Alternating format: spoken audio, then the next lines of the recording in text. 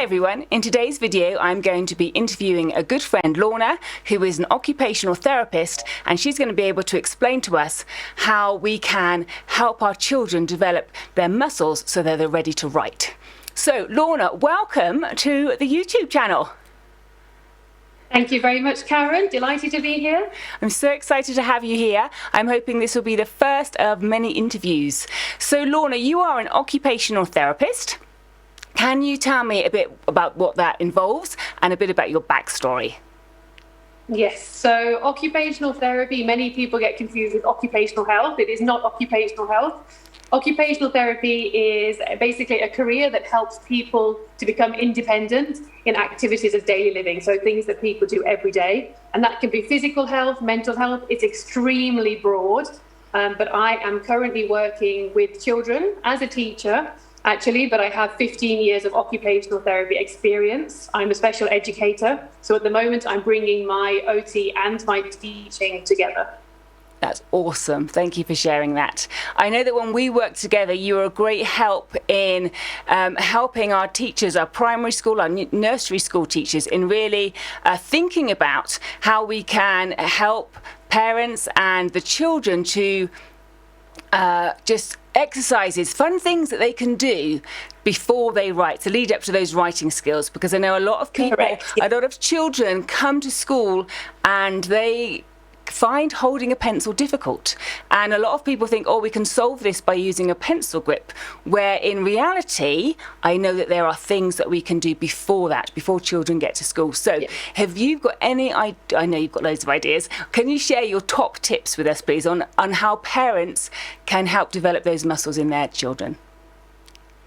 Yeah, I think you hit the nail on the head when you said sometimes if a child is struggling with writing, we just give them a pencil grip. And actually, before the very fine movements of the fingers, there is lots of other bigger movements that come before that. So when you think about the developmental process, starting with a baby, begins to roll, begins to crawl, there is a large developmental process that comes before even holding a pencil and writing with a pencil. So let's reverse, and we start off with core strength. So you need to have core strength. You need to be able to sit. If you can't sit with strength in your core, then writing will be very difficult for you. So it starts with core strength, and then after your core strength, we look at your shoulder girdle strength. So you need to have strong shoulders and stable shoulder girdle, which then affects your arm. You've got your upper limb strength, your wrist strength, and then your finger strength. So even before you look at writing, you need to look at all the gross movements of the body and make sure those are fully developed before you can look at how is someone holding a pencil. So for example, for shoulder girdle strength, you might want to consider something like wheelbarrow walking. So wheelbarrow walking is a very good activity to build your shoulder strength and also your core strength, because you've got to keep your body straight when you're wheelbarrow walking.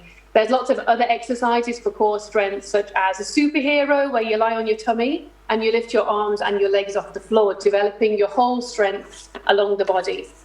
Also things, for example, for shoulder girdle strength, there might be better ways of developing that. For example, instead of you sitting at a table to write all the time, you can put a piece of paper on the wall and draw, or a chalkboard. A chalkboard is great.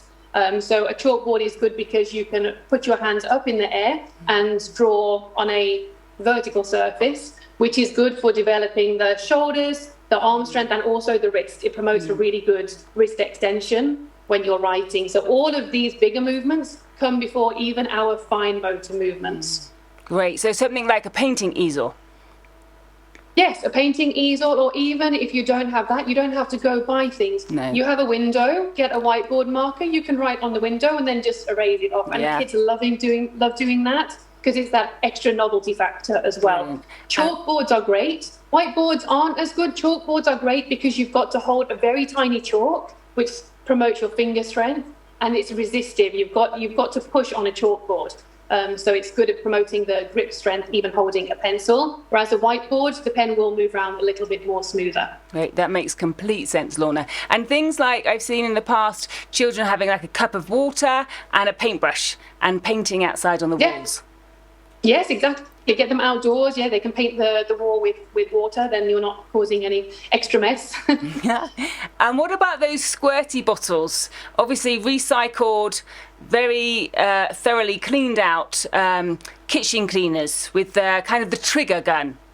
Would they help? Yes, exactly. What you're doing now is moving from the arm strength down to the hand strength. Okay. So when you're looking at hand development, there are lots of things you need to consider. So these are your intrinsic muscles. So in your hand, you need to, sorry, I'm about to raise my hand on my iPad. Within your hand, you have lots of muscles you need to develop. So you need to strengthen these through lots of activities. So you gave a very good example, a squirty bottle, water the plants, or squirt in the garden. Play-Doh. Play-Doh is very good. You can squeeze, you can pull. And not only the bigger hand movements, you can also do fine motor movements. So you can squeeze the Play-Doh between individual fingers. You can squeeze the fingers together. There are lots of things with the hands that you can do to develop the muscle strength, and also dexterity. So as you progress with your strength in your fingers, you need to be able to use the fingers. Something like tying shoelaces later down the road is very complicated. So I have a couple of examples. These would be, for example, some of the movements you would do for dexterity. So this is finger twirling. A lot of children will struggle with a pencil to do this without dropping the pencil. Something else is in-hand manipulation. So, for example, I have a coin, and what I need to do, I can place it on my palm. Can I pass it from my palm to my fingers and backwards as well? So there's things in-hand muscles, also dexterity needs to be developed. That's amazing. Thank you so much. I think some adults may struggle to do that with the coin. That's great. What things have you enjoyed most with your son? What activities have you enjoyed most? In the way of fine motor activities, things that he liked when he was younger were things, I think you can call it like a tap-tap game. So you have a cork board and you have very small wooden pieces with holes in. There are nails and a little kid's hammer.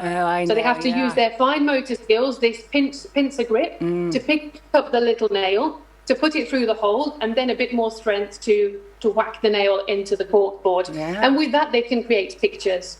Another good thing are you can sometimes get these big pens with a battery inside that make kind of spirograph pictures.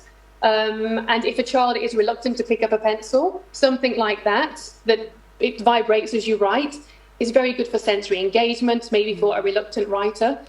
And even though you can't control it so well, it just encourages them to make a mark, to explore mark making. And it gives really good proprioceptive feedback. Proprioceptive feedback is when a child can feel force and they can grade the force of their movements. So you can go through lots of different fun activities, beads, making bracelets, that sort of thing. We've done that before. You can make bracelets as gifts. Again, a small string, you've got to thread beads on. That takes a lot of fine motor control, and it's good for visual skills as well. That's great. Thank you so much, Lorna. I do hope that our viewers can take home some top tips today and enjoy. And please do post pictures and tell us how you got on. Thank you so much.